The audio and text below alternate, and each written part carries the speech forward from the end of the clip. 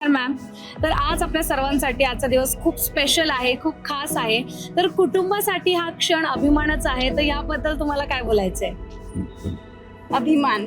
आमचे मामाच ऍक्च्युली आमचा अभिमान आहे. आणि आपल्या इंडियन ट्रेडिशन मध्ये ना एक ट्रेडिशन असतं, नवरीचं लग्न होतं ना तिच्या मागे मामा उभा असतो आणि जेव्हा हा मागचा मामा भक्कम असतो ना तेव्हा ती पुढची नवरी पण आपोआप भक्कम होत जाते. ते उदाहरण आहे मी ह्या भक्कम मामाची भाची आहे आणि इतका अभिमान आहे यांच्याबद्दल की सगळ्या गोष्टी त्यांच्यामध्ये आहेत. प्रेम, आदर, स्ट्रगल, इतकं लॉंग स्ट्रगल आणि तितकीच माणुसकी.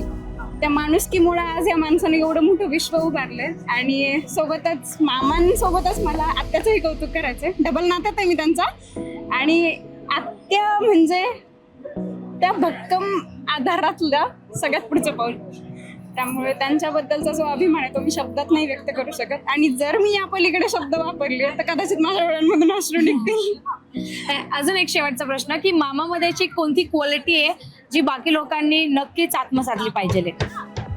मामांची क्वालिटी म्हणजे त्यांची माणुसकी आणि त्यांचं प्रेम, त्यांची माया आणि त्यांचा भक्कम आधार.